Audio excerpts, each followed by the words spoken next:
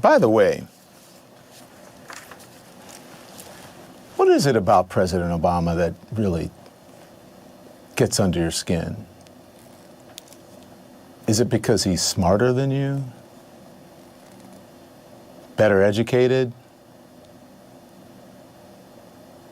Made it on his own? Didn't need daddy's help? His wife is more accomplished? Better looking? I don't know. What is it? What is it about him? That he's a black man that's accomplished, became president? That he punked you on the whole birth certificate thing? What is it about him? Just wondering.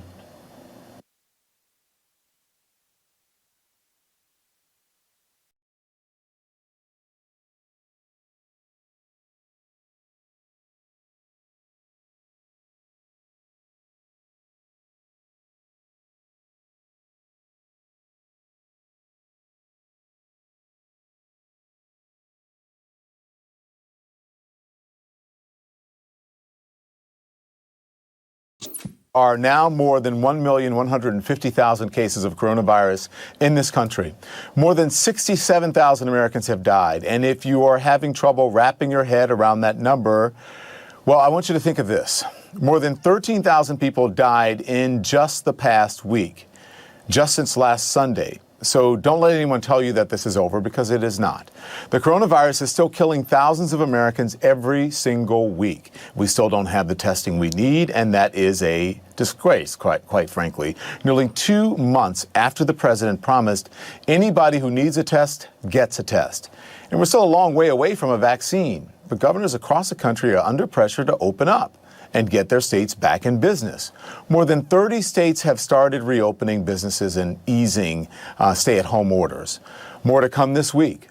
But as more and more reopen without even having met the president's vague guidelines, I want you to listen to what the president said just moments ago about the projected death toll. I used to say 65,000, and now I'm saying 80 or 90, and it goes up, and it goes up rapidly.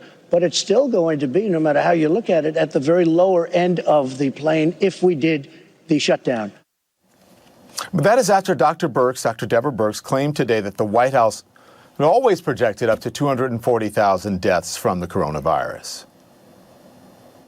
Our projections have always been between 100. Our projections have always been between 100. Our projections have always been between 100 and 240,000 American lives lost, and that's with full mitigation and us learning from each other of how to social distance. So that's what you call a contradiction. Fake news. But this isn't the first time the president has contradicted his own experts.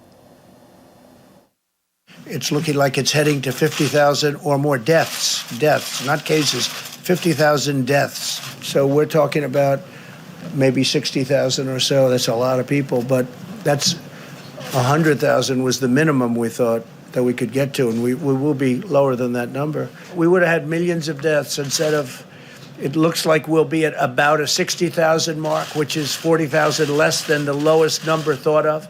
Now, with all of the death that we've seen at 50 or 60,000 people heading toward, right now it's at 40, but 50 or 60,000 people, probably over 50 for what I see.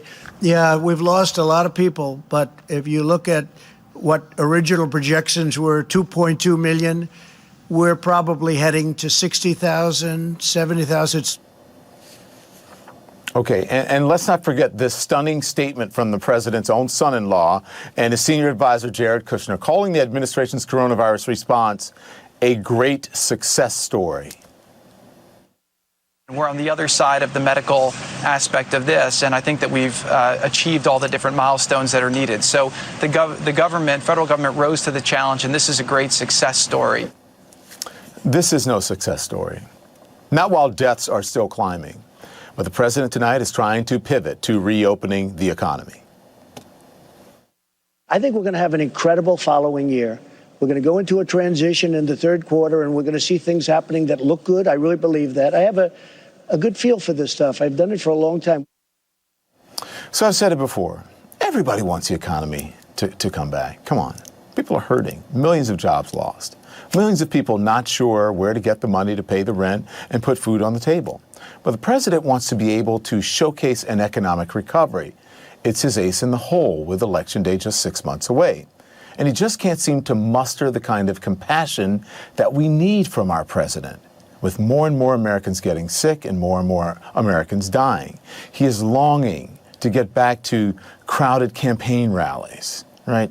Siri says, hopefully our country will soon mend. We are all missing our wonderful rallies and many other things. No, we're not. He's bragging about his golf courses. And then there is this, one of the most transparent and ludicrous attempts at distraction that we have seen from a president who has got a million of them, retweeting an utterly absurd claim by a conspiracy theorist that the former President Barack Obama was behind what he calls the Russia hoax. This one is really a new low from a president who goes low all the time. It is obviously completely untrue. It's a disturbed fantasy. And just as obviously, he doesn't really expect you to believe it. Fake news. He just wants to turn the page, to get you to think about something, anything, other than one of the worst crises in this nation's history. Look in the mirror, Mr. President. It's you. And this is nothing but a shameless attempt to distract from your own administration's mishandling of a crisis that's cost over 67,000 American lives. And by the way, you were warned about a pandemic like this by the Obama administration. Fake news. Yet at a time when we need leadership, when we need compassion, this is the crap that you're peddling, conspiracy theories. Like I said, it is shameful. But thank goodness there is a president, a real president that is showing compassion for his fellow Americans. And it is not President Trump. It is former President George W. Bush, with a message full of images of and concern for all Americans. Let's remember that the suffering we experience as a nation does not fall evenly. In the days to come, it will be especially important to care in practical ways for the elderly, the ill, and the unemployed. Finally, let us remember how small our differences are in the face of this shared threat. In the final analysis, we are not partisan combatants. We are human beings, equally vulnerable and equally wonderful in the sight of God.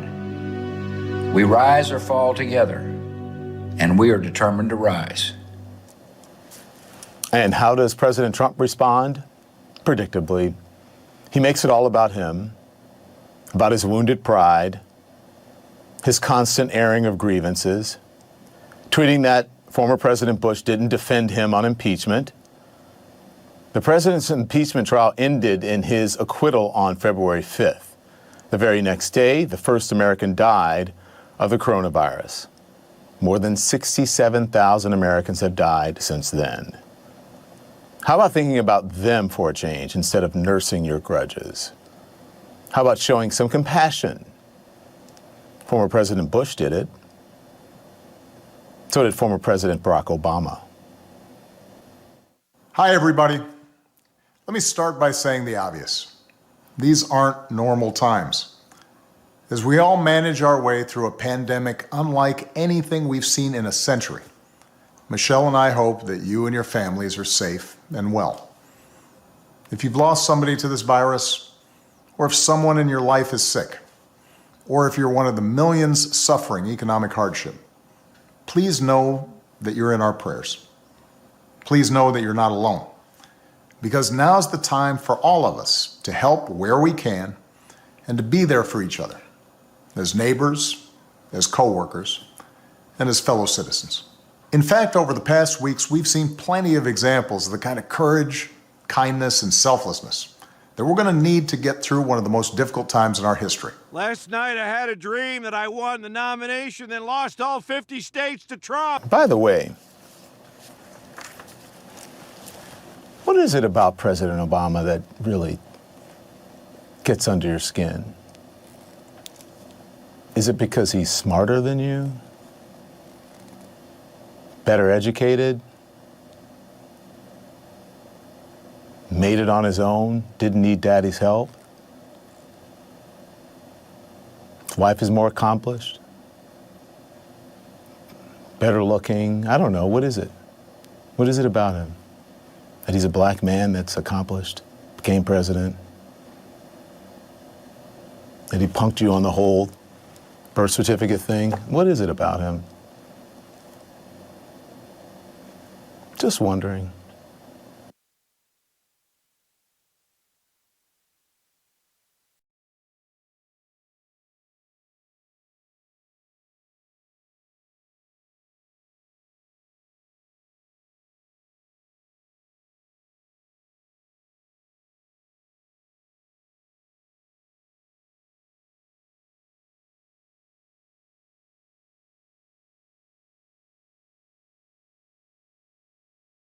Now, a message from the President of the United States. You have the courage to speak the truth, to do what is right, and to fight for what you believe, and keep doing it.